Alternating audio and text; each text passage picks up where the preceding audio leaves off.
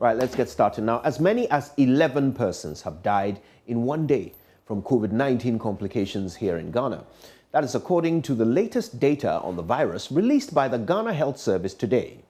Despite the increasing number of deaths being recorded in the third wave, there are many Ghanaians who have thrown caution to the wind and are going about their activities as though there is no pandemic in place.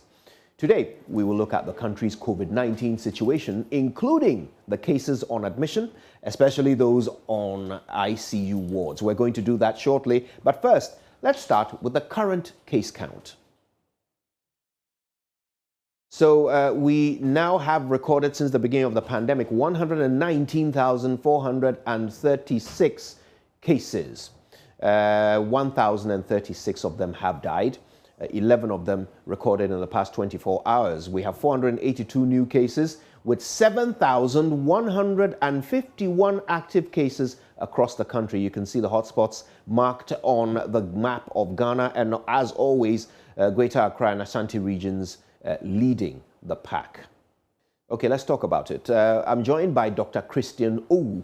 He's a senior lecturer at the University of Ghana Medical School. He's the head of ICU at Korle Bu Teaching Hospital and the National Case Management Coordinating Member in charge of severe and critical cases. Doc, thank you for your time. Now, how exactly is the country's COVID-19 situation looking from the perspective of the critical cases we're managing?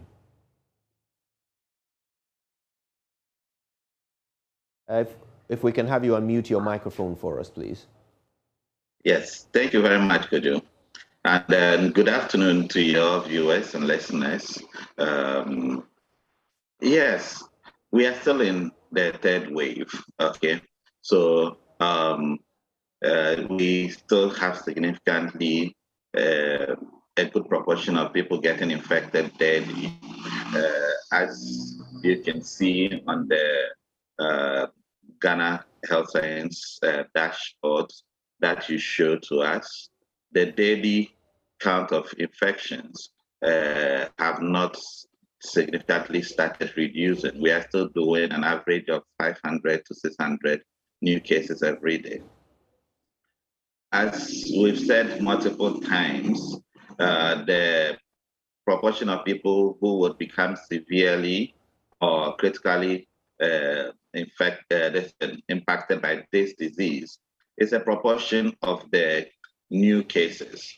So as long as that continues to stay up, we're going to continue to have a significant proportion of people hospitalized in hospital who are requiring intensive care or some high care units intervention.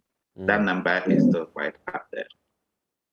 So let's take us into the ICUs. Tell us what the situation is. Are we having a strain on the resources of intensive care units across the country at the moment?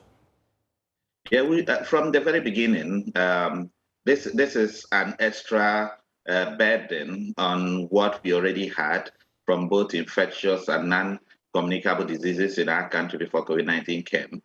So there's been a strain that has not abated from the very beginning. Yes, there have been waves with periods where the numbers had gone down, but it means that we still have had to repurpose sections of our hospital system towards treating one disease. And remember that this has not removed the other burdens that are from other diseases, both infective and non-infective, that the hospitals had. Yeah.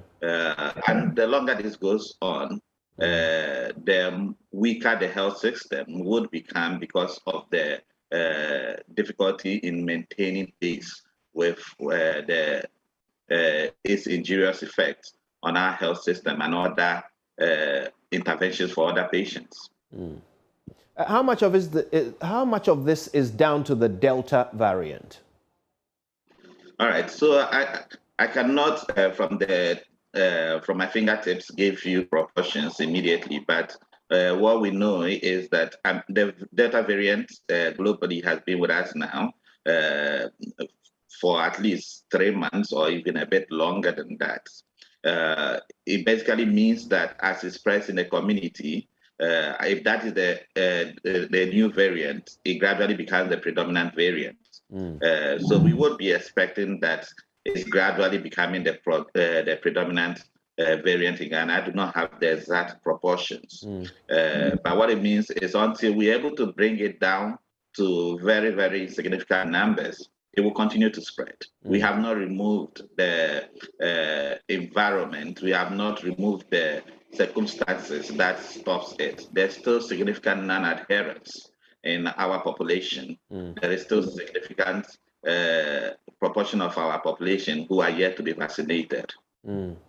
So, I mean, you talked about the fact that we would always have a certain proportion of cases being severe and requiring hospitalization.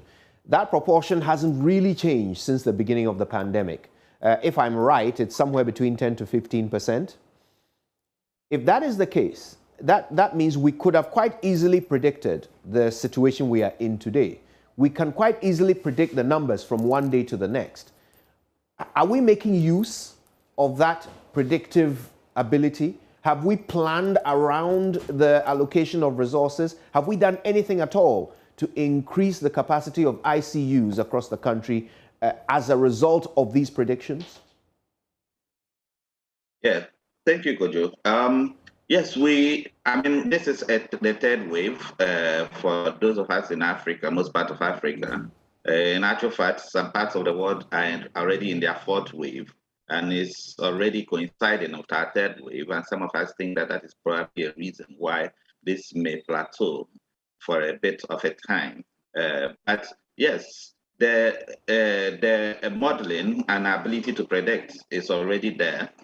We've known what the percentages are or who are requiring ICU. But with ICU is not a building. ICU is a practice. Critical care is a practice. If you do not have all that prior to the pandemic and you've not been had a significant let of the pandemic, it's quite difficult to say you're going to build new ICUs and then populate them with equipment and more importantly, human resource.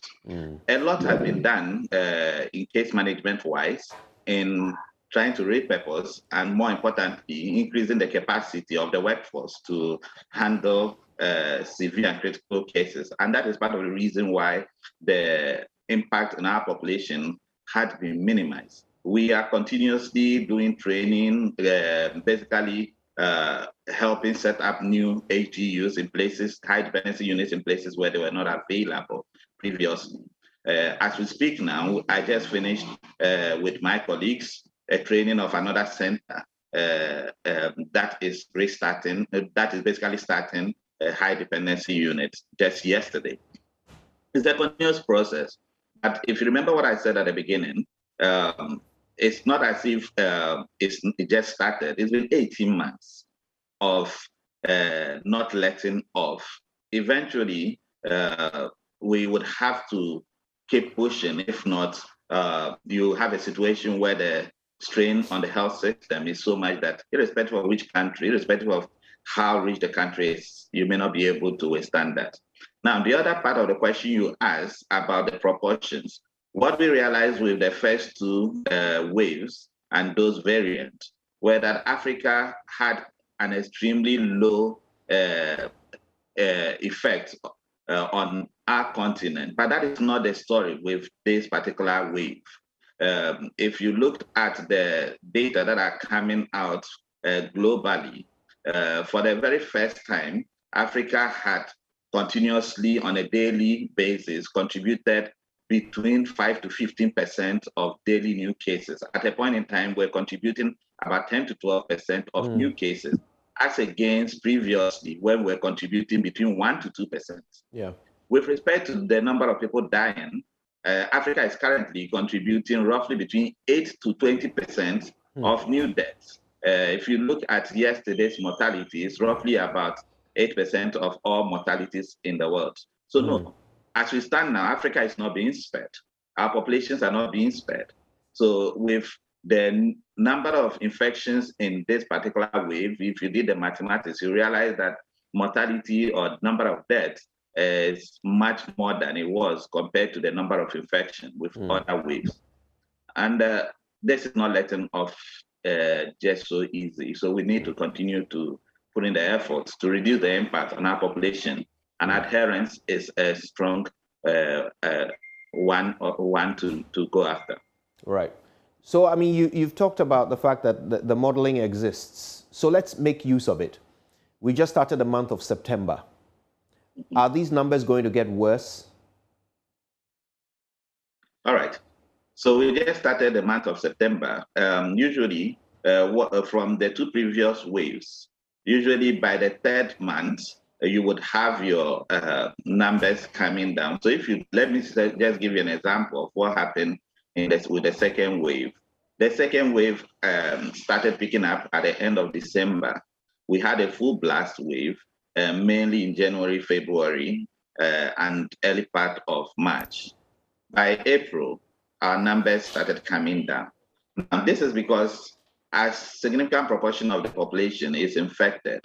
Then, because there is a bit of natural immunity, which we have recognized to last roughly up to about 3 months for those who are able to mount up natural immunity, it means that during that period of time, they may not be reinfected. But beyond that period of natural immunity, they become candidates for infection, another infection. And that is why, although at the end of April and majority part of May and June, we had very, very low numbers. That gave us the time, that brief period where another 3 months after that, it's basically as if the population had never been infected. And you have another wave rising up. Now, how do we go after that? That is where, with respect to vaccination, most countries were very aggressive, including ours, to try to vaccinate as much as possible to get to the point where it's not just the natural immunity that wears off roughly in about 3 months, but there is the added immunity that is even much more effective from the vaccine that lasts a bit longer to bridge that gap of not allowing us to have another wave. But I also mentioned that we do not live in, we are not cocooned in a country with no ins and outs. So most of the previous waves followed a trend where all of us from different parts of the world, just a period of about 4 to 6 week difference. And almost every part of the world would go down and then another one starts.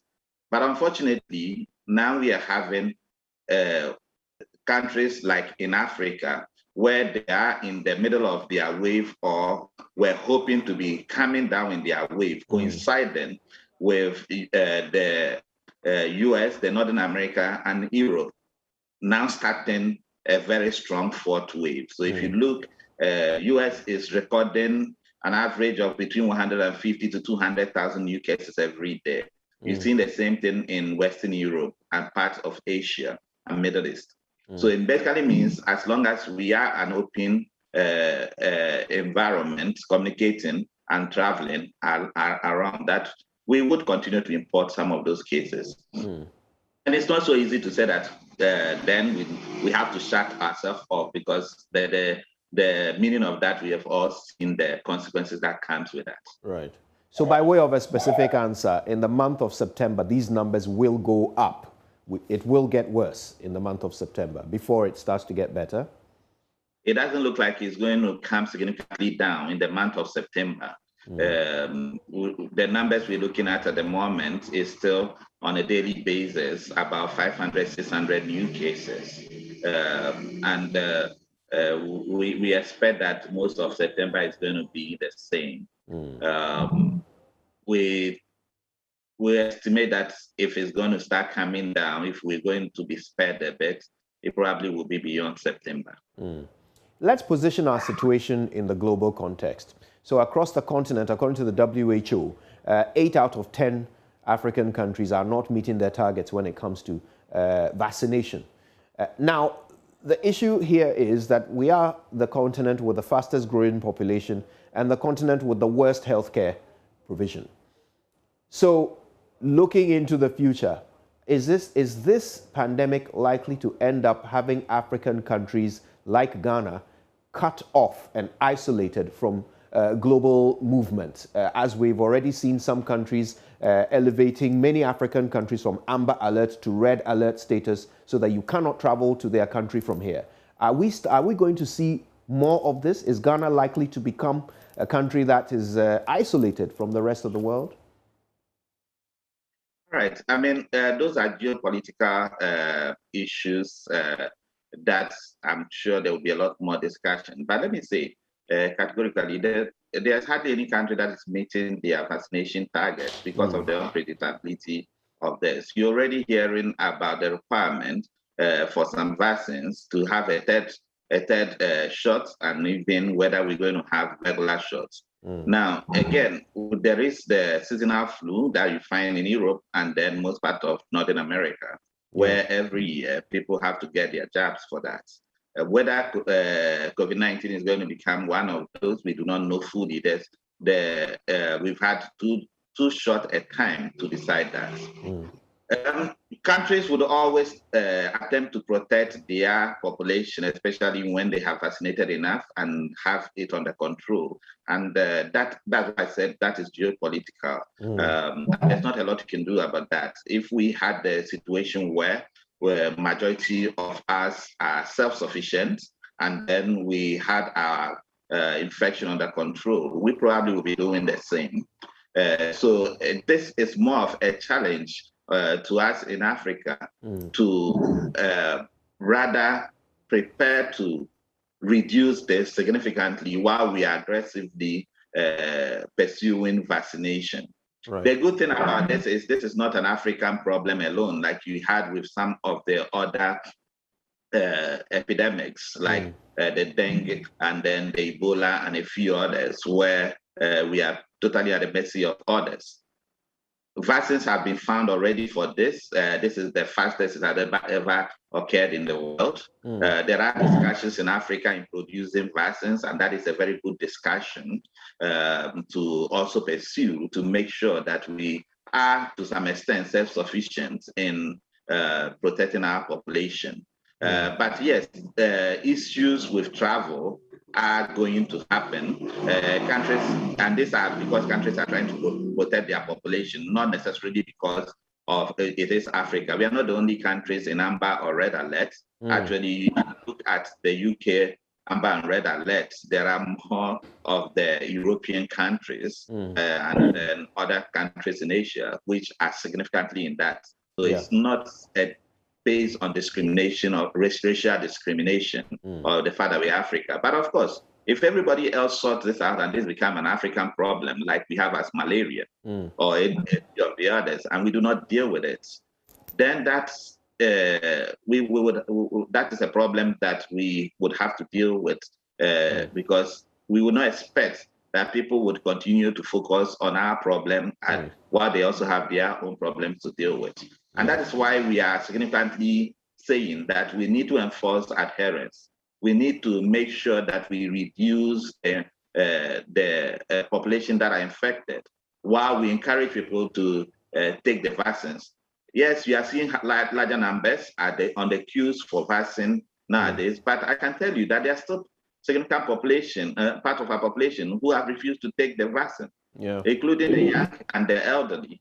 And we need to continue to do the communication, the risk communication that is associated with this to reduce that. If not, it will be our problem to deal with. Right.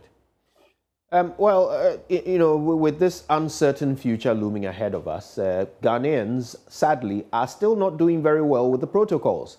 We're not abiding by them. Beaches and nightclubs are still filling up, and people are not wearing their masks in public and in enclosed places as the protocols require.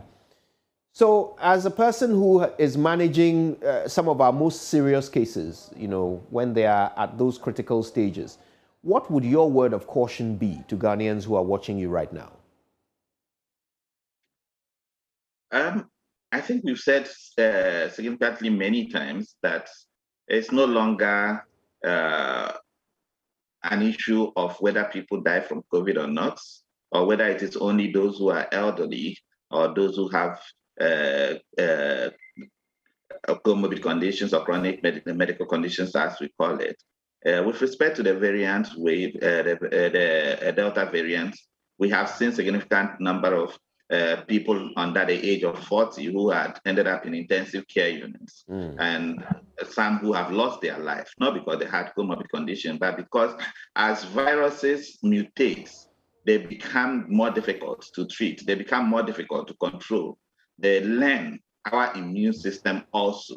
The same way we are trying to learn how to control them, they learn how to evade us. And with time, it becomes even much more difficult to handle. We are seeing the numbers on our dashboards. The number of people dying are not coming down, and that's not because a lot is not going into trying to treat people or control it. Adherence is important. We have said, and we continue to say, that people should continue to avoid gatherings. And if for any reason they have to be in any gathering or they have to be go out, that they should wear their masks and wear them well, handle them properly. We continue to encourage people to wash their hands and make sure that they do not continue to contaminate their hands and then transferring those illnesses to them, the virus to themselves. Right. But also remember that a lot of people work in offices, and these are hotspots for infection. And it is important that you protect others by encouraging them to wear their mask, because you are protecting yourself and your family. Yes, I agree with you that a lot of people are behaving as if it is gone, probably because the person has not lost anybody in their family. But you don't need to lose somebody in your family to be wiser. Yeah. And that is important. The other aspect is enforcement. I think that the agencies that are responsible for enforcing need to be up to their game. I think we can't continue to leave people to put other people at risk. The elderly are still significantly being affected by this. We need to enforce those policies, those protocols, because they are as good as law in our country. If not, we would have difficulty in controlling the number of people who are going to be severely ill or the number of people who are going to die. Dr. Owu, I thank you very much for your time with us this afternoon. That was Dr. Christian Owu. He's a senior lecturer at the University of Ghana Medical School, at the head of ICU at Korle Bu Teaching Hospital, and a National Case Management Coordinating member in charge of severe and critical COVID-19 cases.